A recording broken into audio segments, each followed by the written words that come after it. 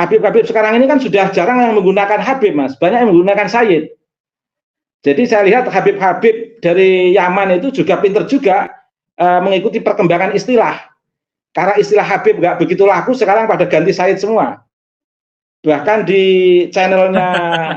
Okay. Assalamualaikum warahmatullahi wabarakatuh. Saudara sekalian, pada kali ini kita akan sama-sama menyaksikan sebuah video yang luar biasa sekali. Nah, ini terkait masalah pandangan yang menurut sebagian orang sesat. Namun ketika kita berpikir mendalam terkait pandangan tersebut, ada benarnya juga. Nah, ini terkait dengan pandangan sebagian tokoh dari PBNU, yaitu Kiai Haji Said Akil Siraj, dan sekarang muncul lagi kader NU cerdas, yaitu Kiai Haji Imaduddin, yang memang pandangannya itu beda daripada kader NU yang lain. Ini terkait masalah nasab. Oke, langsung saja videonya kita saksikan sama-sama. Benteng ahli sunnah wal jamaah ternyata belum mempunyai definisi ahli sunnah yang benar. Definisi kan ilmu logika harus cakupannya jelas, batanya jelas. Ini enggak.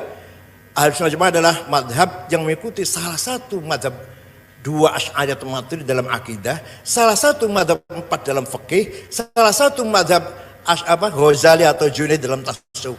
Ini gimana sih? Definisi madhab, pakainya madhab. Benar nggak ini? Benar nggak Pak Rahmin? Ahlu Sunnah Jamaah dalam madhab yang mengikuti madhab. Gimana sih? Ahlu Sunnah Jamaah dalam madhab yang mengikuti salah satu madhab. Masa begitu definisi? Itu satu. Yang kedua, jadi nggak jelas jamik maniknya kalau ilmu mantik. Nggak jelas cakupan dan batasannya. Yang kedua, akan terdapat kesulitan yang satu luar biasa, blunder. Ada ulama besar, Fikihnya madhab Maliki, bukan hanya madhab, Qadhi Maliki, malah beliau hakim madhab Malik. Tapi akidahnya Aristoteles. Gak ikut Asy'ari, ikut Maturidi. Ahlussunnah bukan itu. Siapa? Ibnu Rushd. Qadhi Maliki. Jadi fikihnya Ahlussunnah, tapi akidahnya dia gak ikut Asy'ari, gak ikut Maturidi. Aristoteles tulen dia. Ada lagi Qadhi Ahmad Abdul Jabbar, madhab Syafi'i, tapi akidahnya Mu'tazilah. Dia mengarang tulis Mu'tazilah, tentang Mu'tazilah 20 jilid, namanya Al-Mughni. Ahli sunnah bukan itu. Fikihnya Syafi'i, tapi akidahnya Mu'tazilah. Walhasil, jadi itu dua. Yang ketiga, apakah sebelum Asy'ari ada istilah ahli sunnah wal jamaah? Ada hadis mengatakan nanti umatku akan pecah menjadi 73. Semuanya masuk neraka kecuali satu. Siapa itu yang satu itu? Ma'ana ali washabi, yang sesuai dengan aku dan sahabat-sahabatku. Siapa yang berani mengangkat tangan? Saya yang sesuai dengan Nabi dan sahabat-sahabatnya. Ayo, siapa yang berani? Pakainya paling prosentasi. Mu'tazilah sekian persen sesuai dengan Nabi Muhammad. Asy'ari pun sekian persen sesuai dengan Nabi Muhammad. Nggak ada 100%. Siapa yang berani mengangkat 100%? Jadi blunder di situ. Kalau definisinya seperti itu. Oleh karena itu saya dulu punya ide ingin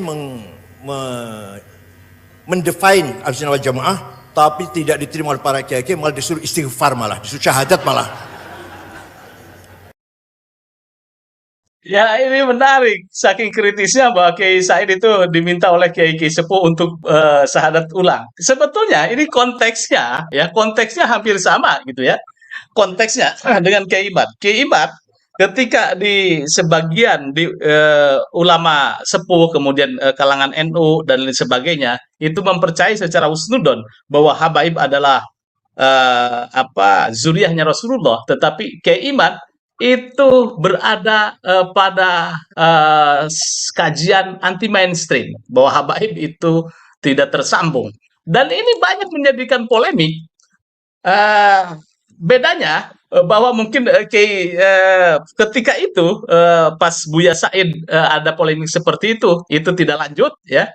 Nah, ini kajian Kiai Imad itu menyentuh terhadap dimensi-dimensi masyarakat, terutama masyarakat bawah, melihat konteks yang ada, melihat realitas yang ada. Kemudian kajian Kiai Imad menjadi pemantik sebuah renungan, kemudian dari renungan kemudian menjadi reaksi kemudian dari reaksi menjadi aksi, sehingga kawan-kawan dari Solo Raya ya, paguyuban Pecandu Solo Raya itu berstatement seperti itu. Nah, kira-kira ini menurut Anda ini bagaimana nih? Anda setuju nih dengan Iya. sebuah analogi saya gitu ya, mendudukan Kiai Imad pada posisi ketika Ki Said atau Buya Said ketika itu memberikan sebuah definisi Ahlussunnah wal Jamaah. Se- Sebenarnya kalau dikategorikan mana yang lebih sakral, sebenarnya kajian Kiai Haji Said Akil Sirot itu lebih sakral, Mas, karena menyentuh konsep tauhid di sana, konsep payung pemikiran warga NU, sehingga salah mendefinisikan bisa berakibat fatal. Karenanya tidak heran kalau tadi muncul ada beberapa kiai yang minta Kiai Said Akil Sirot dalam upayanya untuk membuat konsep seperti itu, definisi Ahlussunnah wal Jamaah seperti itu, meminta untuk agar Kiai Said Akil Sirot membaca syahadat kembali, Mas. Oh, ini lebih sakral. Sampai sekarang kan belum ada yang meminta Kiai Haji Imaduddin Utsman untuk membaca syahadat, Mas. Nah, jadi lebih sakral di era Kiai Haji Said Akil Sirot. Cuman akan tetapi kajian Kiai Haji Imaduddin Utsman itu menyentuh akar masalah masyarakat, Mas. Sehingga booming. Kalau Kiai Haji Said Akil Sirot itu kan terkait dengan konsep pemikiran yang berhenti pada titik kesadaran para ulama terkait dengan konsep yang ditawarkan oleh Kiai Haji Said Akil Sirot. Tidak bersentuhan dengan permasalahan masyarakat, Mas. Sementara kajian Kiai Haji Imaduddin Utsman itu menyentuh pada persoalan masyarakat, Mas. Problem masyarakat. Bagaimana proses integrasi atau proses sistem sosial kemasyarakatan yang dibangun oleh Habaib di tengah masyarakat warga Nahdliyin itu betul-betul memunculkan banyak permasalahan-permasalahan sosial, Mas, dengan berbagai tema yang bisa dikaji di sosial media, sehingga masyarakat ini kayak mendapatkan teman, mendapatkan ibarat di tengah padang pasir yang terik panas, padang pasir yang terik panas, padang Sahara yang di situ tidak ada minuman. Tesis ini seperti oasis, Mas, yang bisa diteguk untuk membantu kehausan di tengah terik panas matahari yang luar biasa, karena banyak problem yang berkembang di tengah masyarakat. Tetapi ada hal yang menarik sebenarnya, Mas. Kalau di zaman Gus Dur itu kan betul-betul ketua PBNU yang membangun civil society, membangun kesadaran sivik masyarakat, bagaimana memiliki kesadaran kewarganegaraan relasinya dengan pemimpin atau penguasa. Ini di era Gus Dur, Mas. Sehingga betul-betul Gus Dur di eranya mengawal demokratisasi bangsa ini, mengawal bagaimana membentuk kesadaran civil society masyarakat dan warga Nahdliyin. Lah, di era Said Akil Sirot itu berbeda, Mas. Di era Said Akil Sirot itu berada dalam dua pendekatan. Di satu sisi ada hal yang memang pemerintah atau pemimpin bangsa ini itu didukung, tapi ada konteks-konteks tertentu yang Kiai Said Akil Sirot itu berada di tengah masyarakat untuk mengkritisi pemerintah, sehingga ada konteks menjadi dekat dengan penguasa, ada konteks di mana harus merepresentasikan masyarakat. Kiai Said Akil Sirot itu berbeda dengan konteks pemimpin PBNU sekarang ini, Mas. Lebih banyak negara plus PBNU vis-a-vis masyarakat sekarang ini itu, sehingga belum terasa aspek pemberdayaan dan pencerahan di tengah masyarakat menjawab problem-problem yang ditimbulkan oleh negara, sehingga betul-betul kepemimpinan di PBNU sekarang ini murni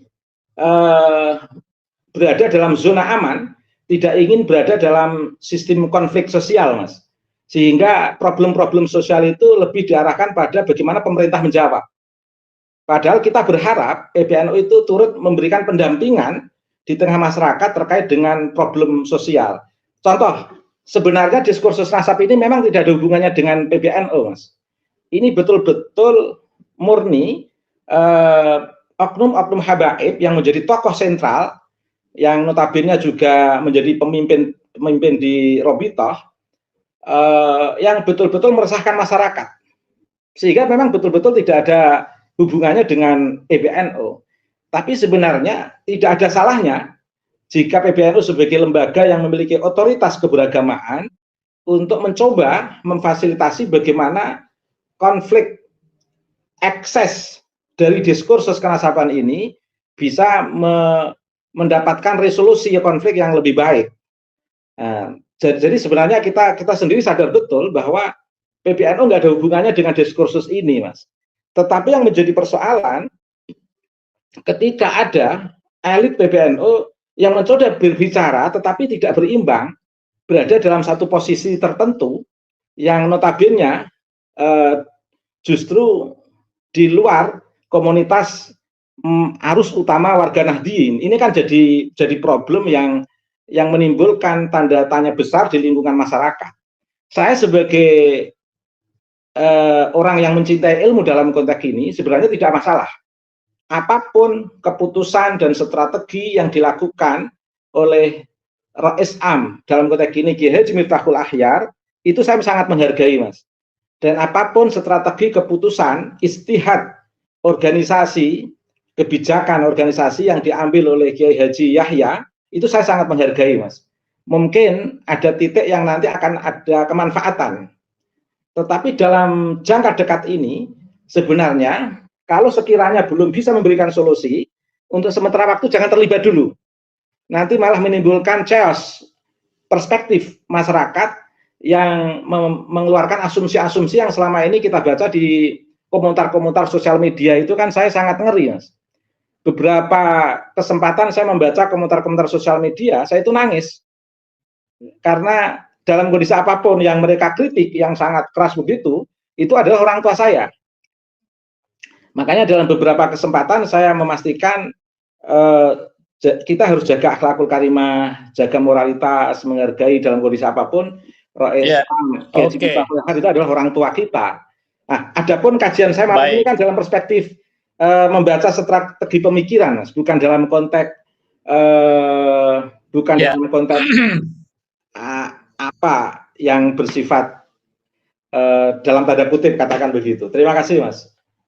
Oke, baik. Terima kasih. Ini ada Heri Prastia, kemudian ada selamat malam ya, salam Pancasila katanya nih, Mujianto dari Intan bin Yahya ini, salam Pancasila, Yaumajid A, Yoi, Mustafa Rahmat dan lain sebagainya netizen yang memberikan komentar. Saya yakin bahwa netizen ini menginginkan sebuah pencerahan. Pencerahannya seperti apa? Sebetulnya gampang saja. Ada solusi dari beberapa kiai. Dudukan persoalannya kajian Kiai Imad, kemudian juga dengan era Robitoh Alawiyah. Nah, katakan dengan ketuanya atau siapa itu sudah berada pada satu forum, kemudian bisa tertutup atau mungkin juga bisa terbuka, memberikan sebuah wacana atau beradu data. Saya kira ini memang yang diharapkan. Saya yakin ini sangat diharapkan oleh semua pihak. Tadi malam saya juga podcast tentang resolusi konflik ya. Resolusi konflik itu juga menjadi sebuah persoalan, tidak akan menjadi sebuah solusi jika kedua belah pihak antara Kiai Imad kemudian RA tidak melakukan dialog bersama, mencari titik temu. Dan ini juga yang diharapkan oleh Kiai Said sebetulnya. Kalau kita flashback sebetulnya, persoalan nasab habaib itu tahun 1994 ketika Kiai Haji Hasan Basri menjadi ketua MUI. Nah, itu progresif ketika itu, bahwa tidak ada keturunan nabi di seluruh Indonesia, di seluruh dunia malah ya. Nah, ini menjadi gaduh sekali, ramai sekali. Ini pemikiran progresif dari Kiai Haji Hasan Basri. Saya kira ini lebih radikal tanda petik. Karena radikalnya apa? Tidak ada keturunan nabi di seluruh Indonesia. Nah, cuman Kiai Imad mencoba melihat bahwa ini kajiannya ada kajian Turos sehingga lebih spesifik terhadap klan Ba'alawi. Ini sebetulnya konfliknya hampir sama. Isunya ini menjadi sebuah isu yang heboh juga. 1994 itu polemik nasab, habaib, polemik zuriyah ya, bukan habaib, karena menyangkut semuanya. Itu sekitar 2 tahun dan ramai. Ketika itu memang tidak ada media, belum ada medsos, Ubed ya, saya setuju. Tetapi sekarang itu adanya medsos. Dengan adanya medsos, orang bisa berkomentar. Kemudian dulu juga televisi, baru televisi mainstream itu ya. Sekarang itu semua orang bisa melakukan siaran langsung, TikTok, YouTube, WA, semua dan lain sebagainya, memberikan sebuah persepsi tentang masalah polemik nasab ini, sehingga polemik nasab ini menjadi sebuah isu menurut saya, isu di medsos ini, isu yang terus hangat. Saya tidak tahu kenapa ini menjadi isu yang sangat hangat, karena mungkin salah satunya bahwa ini menyentuh tadi realitas atau kondisi di lapangan seperti itu, kemudian juga Kiai Imad kajiannya menjadi pemantik, dan juga ada turbulensi dan lain sebagainya, kemudian ditopang oleh sosial media. Ini media sosial ini menjadi sebuah pendorong bahwa kajian nasab ini, polemik nasab ini menjadi lebih booming, gitu ya. Baik, kita tentu tidak berharap ya polemik nasab ini seperti 1994. Kalau 1994 butuh 2 tahun dan Gus Dur waktu itu langsung turun tangan. Nah, ini lagi-lagi tentang Gus Dur nih. Gus Dur mengatakan bahwa turun tangan dan itu mengendalikan massa ketika itu, dan itu selesai Gus Dur. Ada yang mengatakan bahwa wah, Gus Dur itu waktu itu membela habaib. Tetapi persepsi ini sebetulnya tidak semuanya benar. Karena Gus Dur membela Wali Songo juga, membela nasabnya Wali Songo, membela nasabnya Gus Dur. Karena Wali Songo atau Gus Dur itu kan dikatakan tersambung ke Rasulullah. Karena statement waktu itu 1994 di semua tidak ada keturunan atau zuriyah Rasulullah di dunia. Nah, ini kan Gus Dur merasa harus turun tangan ke sana. Nah, ini sekarang berbeda di sini. Nah, sosok Kiai Miftahul Ahyar ketika muncul, saya lihat di pidato, sebetulnya ingin bagaimana biar semua isu ini landai, isu ini menjadi tidak berisik di media sosial, kemudian juga khususnya di warga NU. Tetapi saya yakin ini tidak menyentuh, tidak efektif kalau saya lihat ya dari berbagai perdebatan medsos. Justru ini eskalasinya menjadi naik kembali ketika statement-statement Kiai Haji Miftahul Ahyar dimaknai lain, terutama oleh netizen. Sekarang saya meyakini bahwa netizen Indonesia itu sudah sangat cerdas memahami atau menangkap pesan-pesan para tokoh besar. Jadi mungkin ini sebetulnya hitungannya. Nah, kalau kita lihat bagaimana Kiai Said atau Buya Said itu mencoba untuk mendudukan persoalan ini, biarkanlah anak-anak muda yang lebih tahu bahas lah gitu ya. Karena beberapa statement bahwa Kiai Said bahwa saya bukan pengkaji nasab, saya tidak tahu tentang nasab, ilmu nasab dan sebagainya, tetapi mendukung terhadap proses dialektika, terhadap kajian-kajian ilmiah dan lain sebagainya. Silakan, mungkin komentar Anda. Lanjutkan. Baik, terima kasih Mas. Tadi menyinggung Kiai Hasan Basri ya Mas, 1994. Itu berbeda dengan Kiai Haji Imaduddin Utsman sekarang ini Mas. Di 94 beliau itu tidak memaparkan data-data yang lengkap. Sementara sekarang ini Kiai Imaduddin Utsman betul-betul dengan instrumen pertanyaan dan beberapa analisis kesejarahan yang luar biasa. Dari pertanyaan saja yang diajukan Kiai Imaduddin Osman, dari 12 pertanyaan, itu aja sulit dijawab, Mas. Apalagi menolak simpulan tesis Kiai Imad, lebih repot lagi. Sementara dulu Kiai Hasan Basri itu membuat sebuah simpulan tanpa instrumen pertanyaan yang betul-betul mematahkan asumsi tentang kehabaiban pada saat itu.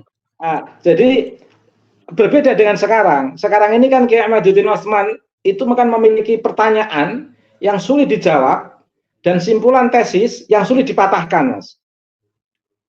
Di 1994 itu tidak ada kajian DNA, Mas. Uji saintifik DNA. Sekarang ada, Mas. Bahkan lebih mematikan, pendekatan tes DNA itu kan lebih mematikan sebenarnya, Mas.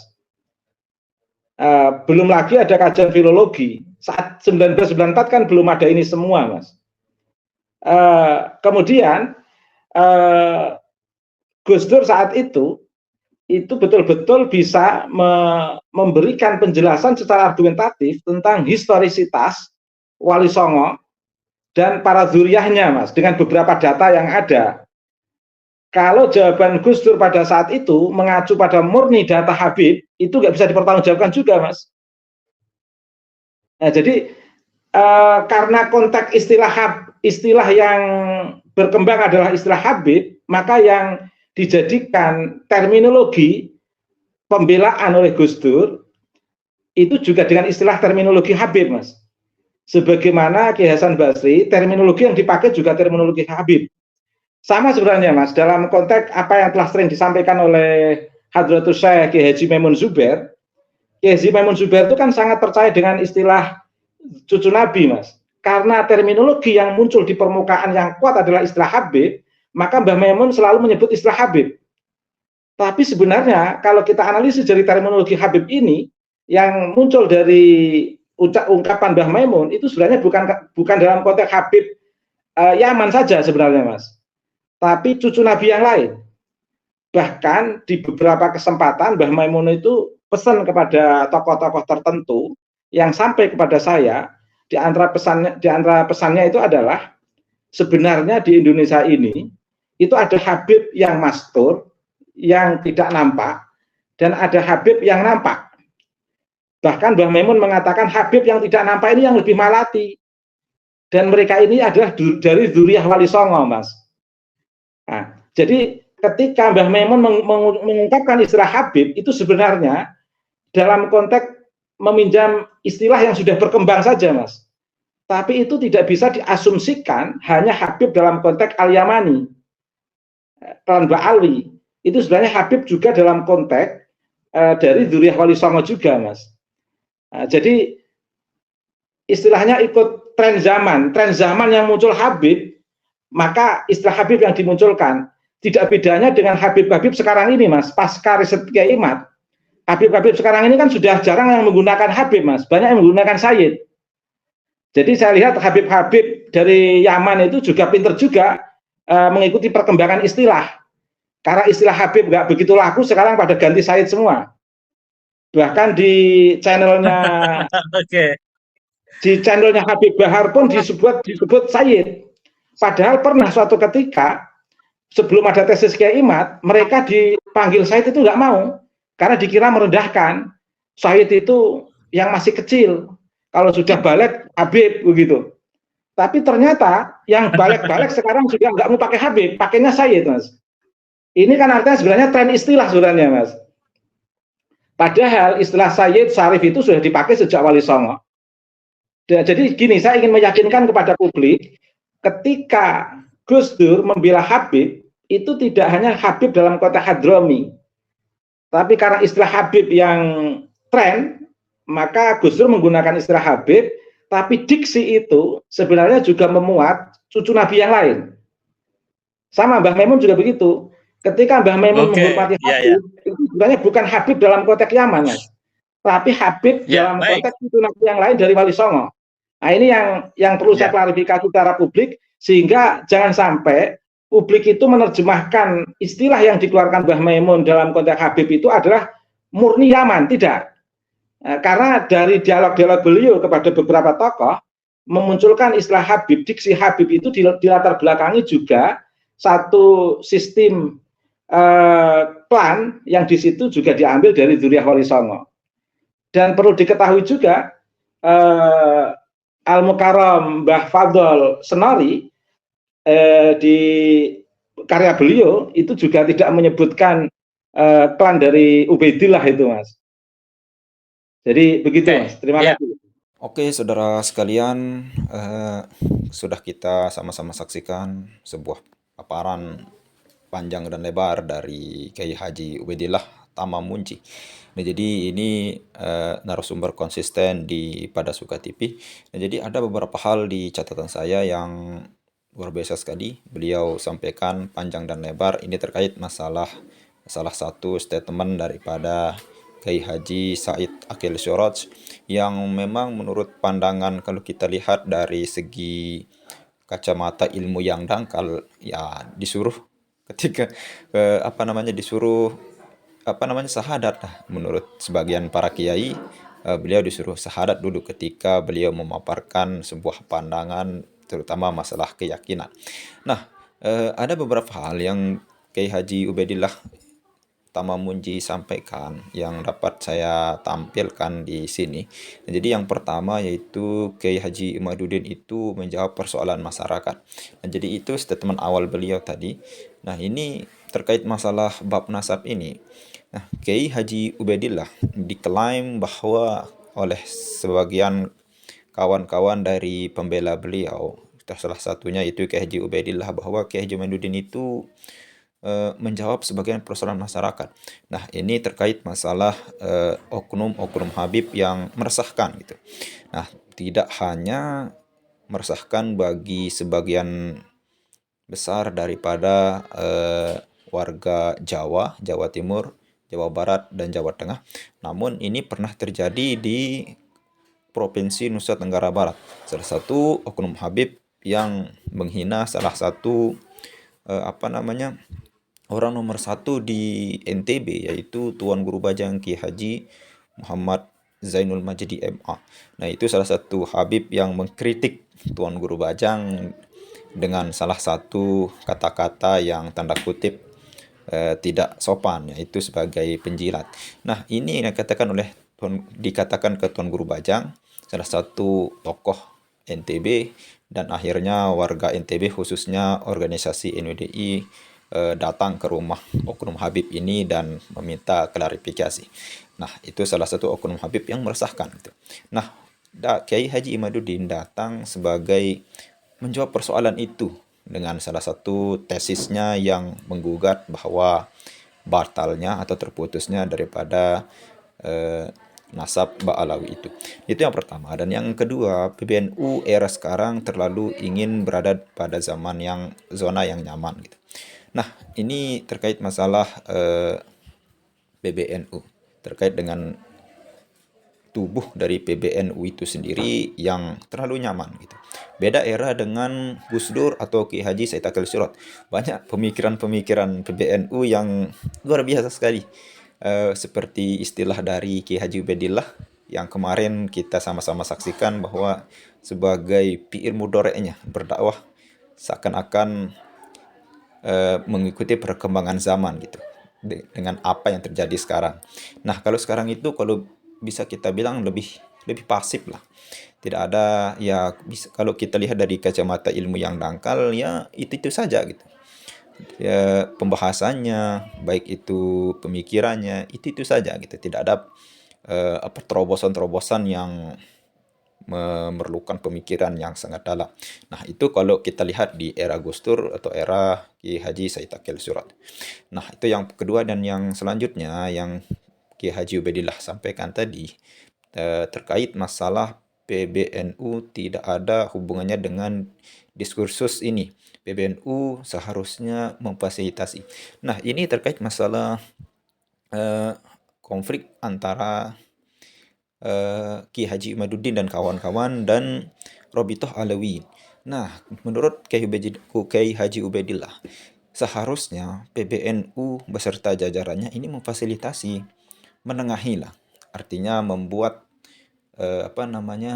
sebuah forum yang memang sebagai penengah untuk mendiskusikan atau menyelesaikan masalah ini gitu. Nah, ketika PBNU atau siapapun itu ada yang menjadi penengahnya, tolak ukurnya, maka ini kemungkinan besar akan terselesaikan gitu. Ada pembuktiannya antara Robitoh dan tuntutan daripada Ki Haji Imaduddin dan kawan-kawan.